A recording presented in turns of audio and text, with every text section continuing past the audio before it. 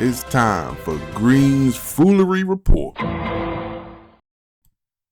In this segment, I don't even need to sit here and make jokes. The DEA does it for themselves, and this is the cliff notes, so you don't have to go watch a 30-minute or an hour video to understand what this was called for a mistrial for. And you'll see the results of what the judge say about the mistrial. But basically, this is going to be the DEA sitting here talking about some information that shouldn't have been talked about by their witness because they didn't prep their goddamn witness.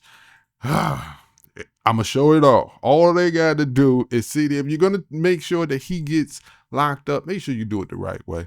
If you do it the right way, people won't have nothing to say.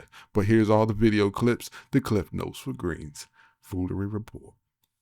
And finally, Your Honor, Mr. Marquavius Huey, it's been established that that his nickname is Quay. Okay, isn't there going to be, I mean, we talked today about, isn't there going to be a stipulation that references to Quay, at least at some points, are not either Mr. Nichols or Mr. Huey? I mean, we did. Yes, Your Honor, and that's a few things. So one, Your Honor, it was not intentional because we clearly... Okay, but it was sloppy because I presume he's reading from the document that you handed him instead of reading from the screen. And we should have instructed him to read from the screen, but... Or you should have presented him with a document that had that part redacted. It's just sloppy. The issue came while he was on the stand, Your Honor. So the issue did not come prior to. Ms. Westmoreland walked up to me while he was on the stand and said, "I'm going to have an issue with that. Can you redact it?" That is when the state became aware. Then it should have occurred to you, you know what, I'm handing him a hard copy of this document that is unredacted. But not if there's multiple Quays, Your Honor. If I don't know which Quay that... Hang on. Can we stop having people come in and out when I've asked the witness to step out and every time the door opens they can hear what we're talking about?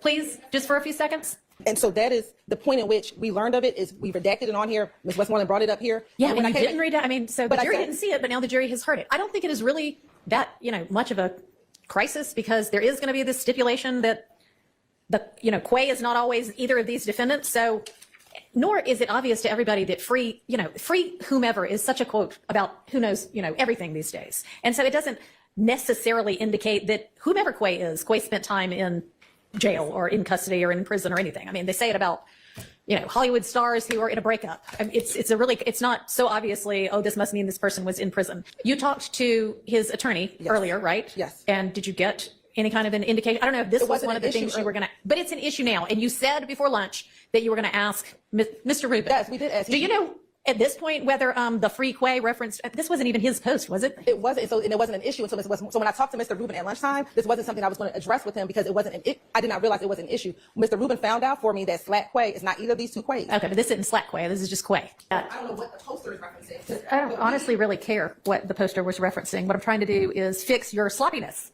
On my motion for mistrial. Okay, so are you asking, what kind of a mistrial are you asking for?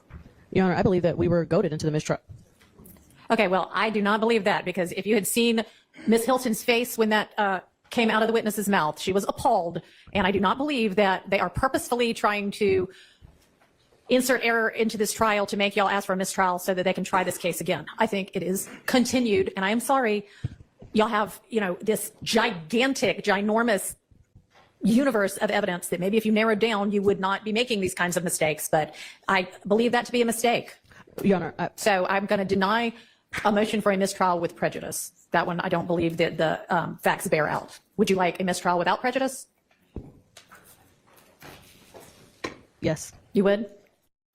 Who else would? That means, of course, that the state would be free to try every one of y'all again.